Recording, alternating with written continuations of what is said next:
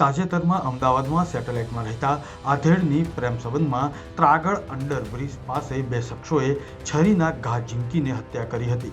પોલીસે આ મામલે એક મહિલા સહિત 3 લોકોની ધરપકડ કરી છે. ચાંદખેડામાં 2 દિવસ પહેલા એક યુવકનું અપહરણ કર્યા બાદ તેના પર દંડા અને છરી વડે હુમલો કરીને મોતને ઘાટ ઉતાર્યો હતો.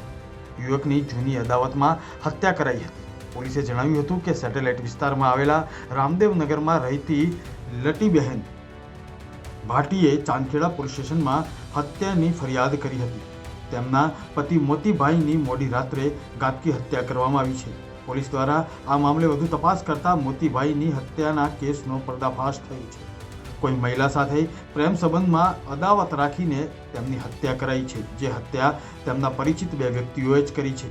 આ હત્યા કેસમાં એક મહિલા સહિત 3 લોકોની ધરપકડ કરવામાં આવી છે.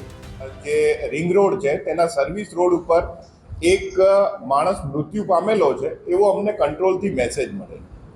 એ મેસેજ આધારે તાત્કાલિક ચાંદખેડા પોલીસ અને સાબરમતી પોલીસે જગ્યાની વિઝિટ કરી. જગ્યાની વિઝિટ કરતાં જોવા મળ્યું કે એ માણસને છરીના ઘા મારી અને મૃત્યુ નિપજાવેલું છે. એની બાજુમાં એક ઓટો રિક્ષા પડેલી હતી. એ ઓટો રિક્ષાની ડિટેલ મેળવી એ જે મૃત જનાર છે એના ખિસ્સા અને ચેક કરતા એમાંથી અમને આધાર કાર્ડ મળે.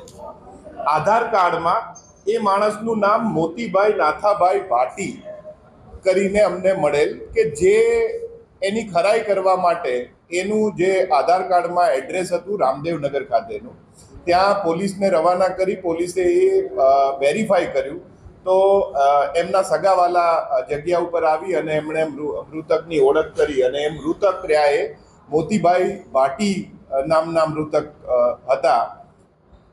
ગુના શા માટે બન્યો એ માટે પૂછપરછ કરતા એને કોઈની સાથે વેર કે એવું કાંઈ છે તો એમને બાજુમાં રહેતા એક બેન સાથે આ મોતીભાઈ છે એમને લડાઈ થતી રહેતી હતી અને એ બાબતે એમને સેટેલાઇટ પોલીસ સ્ટેશનમાં અરજી કરેલી હતી અને લડાઈ મહિના પહેલાંનો એ બનાવ હતો.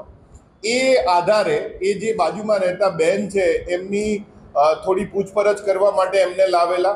એમની સાથે એમનો જે ભત્રીજો હતો એ રમેશ કરીને એ એની સાથે રહેલો હતો ને એને પણ અમે પોલીસે અટક કર્યો, એટલે પૂછપરછ માટે લાવ્યા. જ્યારે સીસીટીવી અમે ચેક કર્યા ત્યારે અમને એ ખબર પડી કે આ જે મૃતક છે એ રિક્ષા ચાલક તરીકે ઇસ્કોન મંદિર આગળ એમની રિક્ષા ઊભા રાખતા હતા.